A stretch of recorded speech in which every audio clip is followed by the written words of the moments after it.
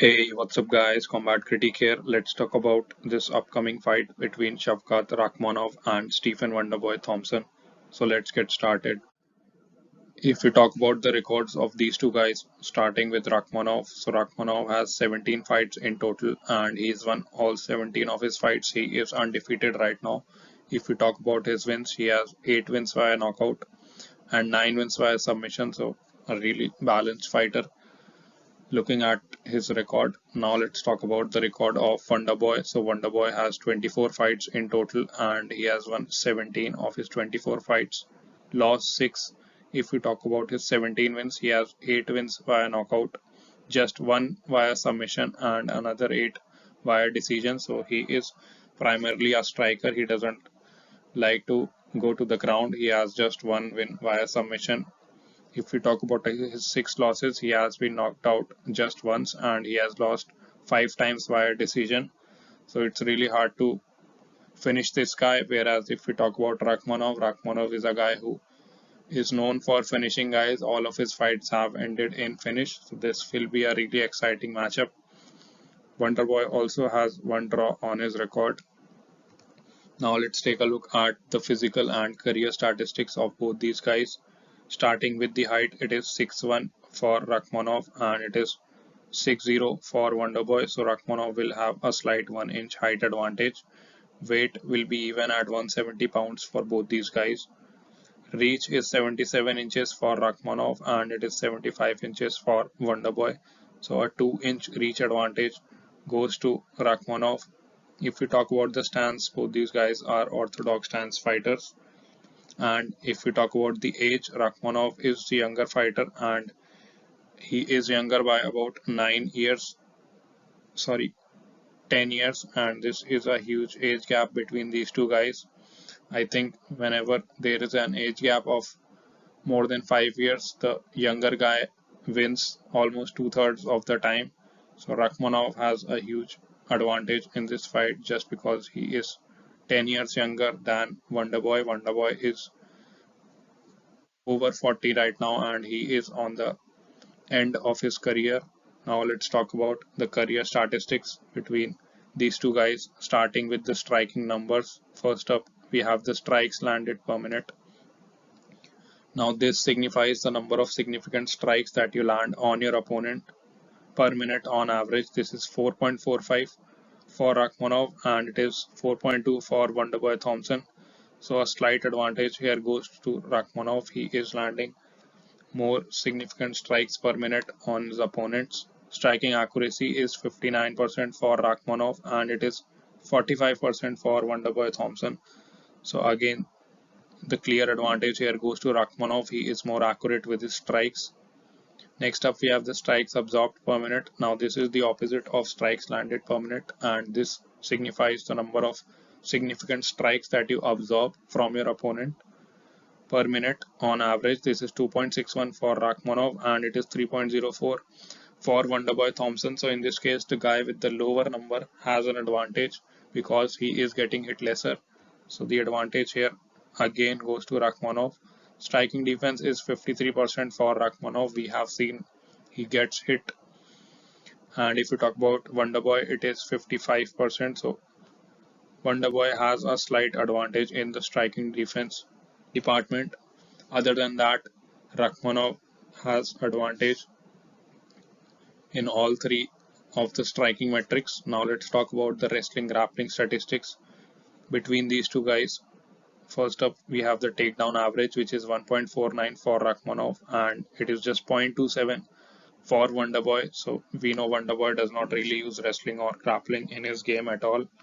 So the clear advantage here goes to Rakhmonov. Takedown accuracy is 33% for Rakhmonov and it is 41% for Wonderboy. So Wonderboy should use takedowns. He has an advantage in the takedown accuracy, but I know he won't. Takedown defense is 100% for Rakhmonov. More like nobody really tried to take him down. That is why he has 100% takedown defense. If we talk about Wonderboy, it is a 64% for Wonderboy, which is good. However, I have to give the advantage to Rakhmonov. Submission average is 1.5 for Rakhmonov and it is 0 for Wonderboy. Wonderboy has never attempted a submission attempt in the UFC so far, so the clear advantage here goes to Rakhmonov. Rakhmonov is the better submission expert in this fight.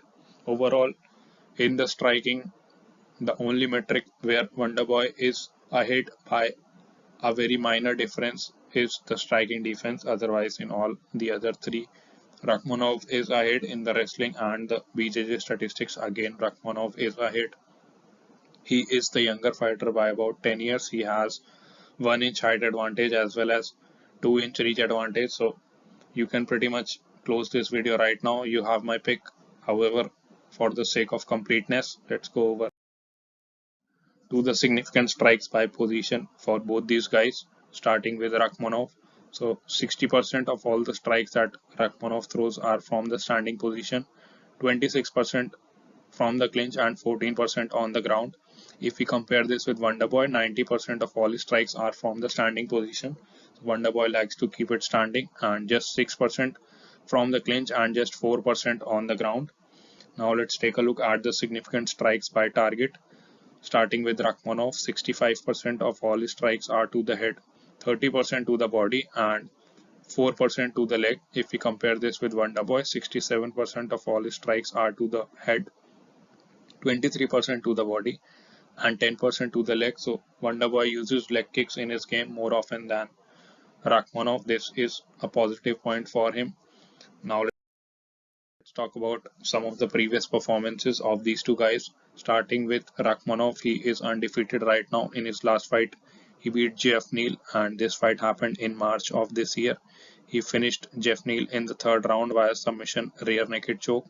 If we talk about the statistics of the fight, Rakhmonov was ahead in the strikes and he got a submission and won the fight. Before this, Rakhmonov beat Neil Magny via guillotine choke, and this happened in the second round. This fight happened in June of last year. If we talk about the statistics, Rakhmonov was able to land 2 takedowns and he got the sub. Before this, he beat Carlston Harris, and this happened in the very first round via kick. This fight happened in February of last year. In this fight, Rakhmonov got 1 takedown and he was able to finish the fight in the very first round. Before this, he beat Michael Prazeres via submission rear naked choke in the second round. And if we talk about the stats, Rakhmonov was ahead in the strikes and he was able to get a takedown and get the sub.